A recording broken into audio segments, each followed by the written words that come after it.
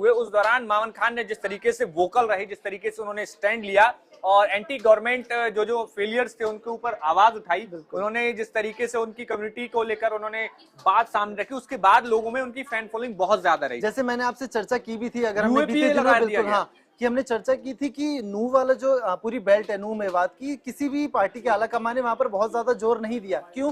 क्योंकि वो एक सेंसिटिव जोन बन चुका था 2023 हिंसा के बाद से।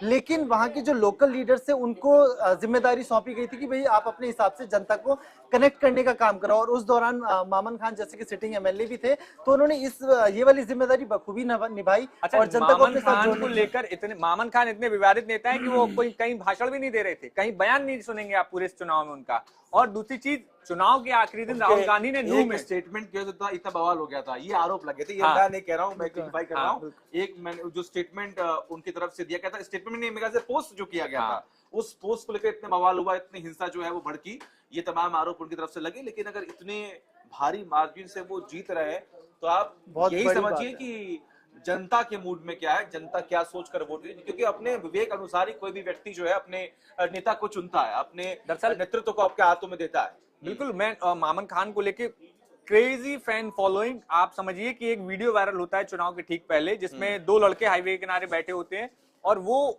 खुलेआम कहते हैं कि जो मामन खान को वोट नहीं देगा उसको मार दिया जाएगा। इस तरीके की धमकियां जो है, मतलब वीडियो वायरल हुआ, काफी ज्यादा उसकी चर्चा हुई कि आखिर देखिए किस तरीके की गुंडागिर्दी और अभी से ये हाल है।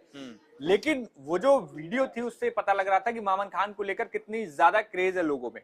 और वहां के खास तौर पे जब नू हिंसा में जो मुस्लिम कम्युनिटी है उसमें काफी ज्यादा मामन खान को पसंद किया जा रहा है। और यहाँ पर 1 लाख वोटों से विधानसभा, जबकि पूरे हरियाणा में मतलब सबसे बड़ी चीज आपको एक चीज और बताएं, यहाँ पर 1 लाख के वोटों से मार्जिन से मामन खान आगे चल रहे हैं, जबकि टोटल वोट पता है कितने हैं? 1,30,000।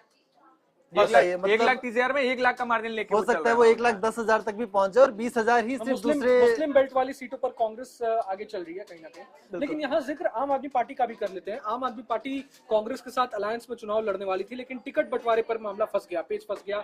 आम आदमी पार्टी को कहीं ना कहीं कांग्रेस 4 से 5 सीटें देने को राजी थी। अच्छा हुआ कि वो गठबंधन नहीं हुआ, जो कांग्रेस को सीटें आ रही थी वो भी नहीं आती। लेकिन हमें ये भी तो समझना होगा ना कि आम आदमी पार्टी जो लोकसभा चुनाव में काफी ज्यादा एक्टिव थी इंडिया अलायंस के साथ, कांग्रेस के साथ, कुरुक्षेत्र से उनको सीट दी गई, लेकिन कुरुक्षेत्र की सीट वो नहीं निकाल पाए।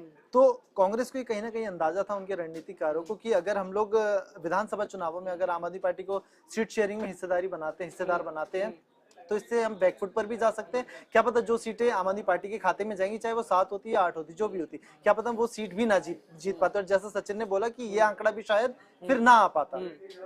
अभी अरविंद केजरीवाल ने भी बयान जारी किया। अरविंद केजरीवाल ने भी इसे हार स्वीकार की। कहीं ना कहीं उन्होंने बोला है कि मंथन करेंगे। लेकिन ये नहीं कहा जा सकता कि आम आदमी पार्टी ने किसी का वोट बहुत ज्यादा काटा है, ऐसा नहीं है। परसेंटेज के मामले में आम आदमी पार्टी काफी पीछे रह गई है, काफी पीछे रही है। 0 कुछ परसेंटेज जो है वो आम आदमी पार्टी का। हालांकि आम आदमी पार्टी के लिए प्लस पॉइंट ये है कि वो जैसे गोवा में जाकर के, उत्तराखंड में जाकर के मतलब अपनी जमीनी पकड़ को मजबूत कर रही थी, वैसे ही वो हरियाणा में करने की कोशिश थी। और वो कहीं ना कहीं ठीक है। अब इस बार नहीं तो आने वाले अगले चुनाव में ये असर देखने को मिलेगा। जी, यहाँ दूसरी बात ये भी हो जाती है कि आम आदमी पार्टी तो चलिए ठीक है, लेकिन अगला सीएम कौन होगा? नायब सिंह सैनी का नाम कंफर्म समझा जाए?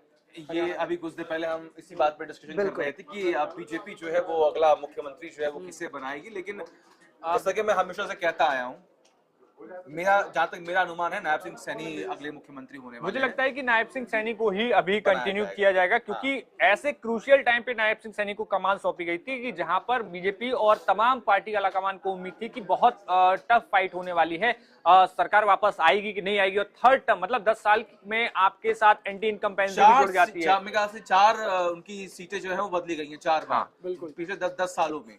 और हम प्रूफ भी कर दिया उन्होंने कि सीट बदलने से कुछ नहीं होता। बड़ी चीज ये भी है कि बड़ी खबर आ रही है, अनिल विज अब आगे चल रहे हैं। हाँ, अनिल विज लगभग 8वें राउंड की जब वोटिंग हुई है उसमें जो आंकड़े हैं वहां पर लगभग 2400-2500 के अंतर से अनिल विज आगे चल रहे हैं। लेकिन अनिल विज के लिए मुसीबत का सबब बन गया था शुरुआत के जो 6 राउंड तक, जब वहां पर निर्दलीय प्रत्याशी जो है, जो कि कांग्रेस की बागी भी है, 16 राउंड होना है और मेरे ख्याल से 11 राउंड अभी 8 राउंड हुए। चित्रा सरवरा जी 8 राउंड। लेकिन जब रुझानों में जब वो पीछे चल रहे थे तब भी जब वो बाइट देने आए तो उनमें लग रहा था, कल कॉन्फिडेंस लेवल था कि वो उनको पता था कि बीजेपी की सरकार बनेगी और मैं अपनी सीट जाहिर सी जाओ। बात है, विशाल, वैसे- पिछले 10 साल से वो प्रतिनिधित्व कर रहे हैं अम्बाला कैंट सीट का और 6 बार आई थिंक विधायक रह चुके हैं हाँ, वहाँ 6 से। बार रह अनिल चुके हैं, विज 6 बार रह को लेकर अभी मैं कहीं पढ़ रहा था तो एक चुलबुलापन जो है ना उनमें अभी देखने को मिल रहा है। वो मतलब पहले ही बहुत खुश दिख रहे हैं, वो वो तो स्टेट